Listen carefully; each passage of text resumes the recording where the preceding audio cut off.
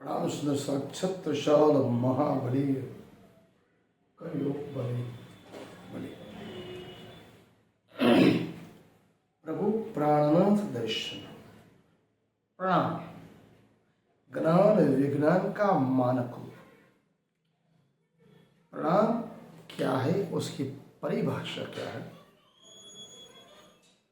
उसके अलग अलग रूप। प्रणाम प्राचीन एवं अर्वाचीन दोनों एवं आधुनिक युग में प्रणाम की आवश्यकता क्यों, किस लिए पड़ी? प्रणाम क्या है? केवल सत्य द्वापर त्रेता और कलयुग आधुनिक जमाने का नहीं, हजारों साल से एक शिष्टाचार एवं संस्कृति प्रेरक एक शब्द है जिसको ज्ञान और विज्ञान के मानक रूप से जाना जाता है। आध्यात्मिक ज्ञान एवं विज्ञान, ये दोनों, आध्यात्मिक ज्ञान एवं विज्ञान दोनों मानव जीवन की गति के एक पहलू है, पंख है, तो पहिए।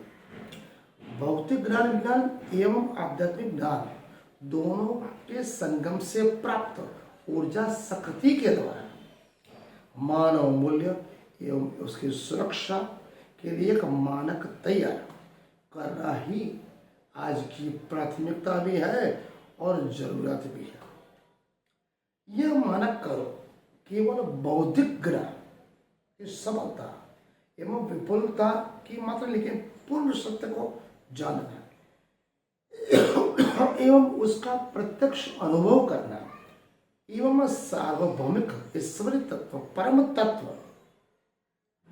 की सत्ता का सम्मान करने का एक साधन प्रणाम को मानक रूप में जाना जाता है।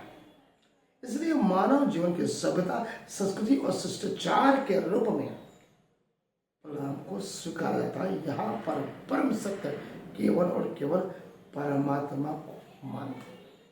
प्रणाम केवल सामान्य शिष्टाचार नहीं, लेकिन इसके अंदर गुणात्मक एवं गुणात्मकता भाव, दोनों भावनात्मक वो भाव मौजूद है जो काल्पनिक, मनमान्य संकल्प संदर्श से भी उत्कृष्ट है।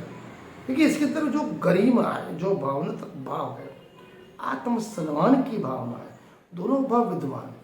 फिर किसी भी कारणवश शोध करता है, अपनी बुद्धि कल्पना शक्ति लगाने के बावजूद, चाहे वो तर्क शक्ति हो या दलील शक्ति के बावजूद, इसका अर्थ विस्तार करने के बावजूद समग्र मानव जीवन के मूल्यों के अर्थ निकालकर सुझाव अनिवार्य, लेकिन वहां के परिणाम स्वरूप प्रणाम वो भाव पैदा करता है जो एक मानव हृदय मंत्र आत्मा के चेतना को जागरूक करता है।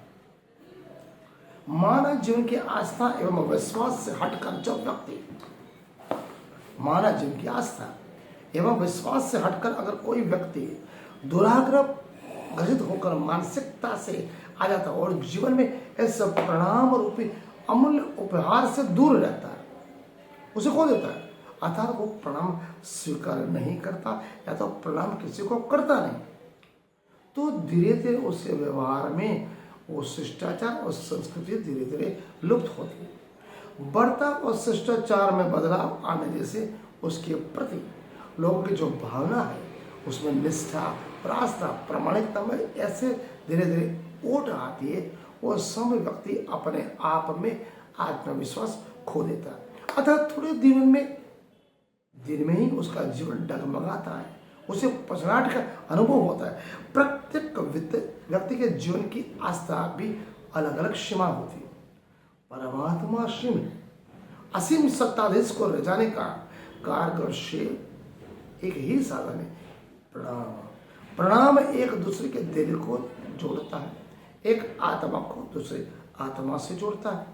उसका प्रयोग हो जाने पर आपके हृदय मंत्र आत्मा में जो दबाव है, जो तनाव है, वो स्ट्रेस है, धीरे धीरे समाप्त होता है।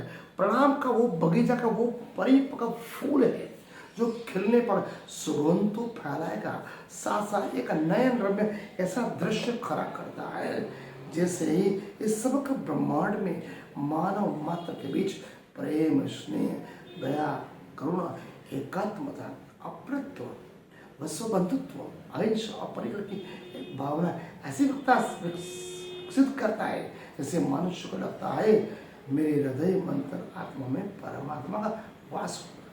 इसलिए प्रणाम केवल शिष्टाचार की नहीं, प्रेम, स्नेह, दया, करुणा, एक दिल से दूसरे दिल को जोड़ना, एक आत्मा को दूसरी आत्मा को जोड़ना, संयोग से जोड़ना, जैसे परब्रह्म परमात्मा को जोड़ने की बात कही है। प्रणाम को केवल शिष्टाचार ही नहीं, संस्कृति ही नहीं, लेकिन एक आत्मा से दूसरी आत्मा, एक दिल से दूसरे दिल को जोड़ने की भावपूर्ण भावना, जिस भावना में केवल और केवल विश्व बंधुत्व, प्रेम, स्नेह, दया, करुणा और परिग्रह, जिसमें नात, जात, ऊंच नीच, रंग, वर्ण, वेश, भाषा से ऊपर उठकर उस परमात्मा के नजदीक हमें ले जाते हैं, उसके अनुरूप हमें बनाते हैं।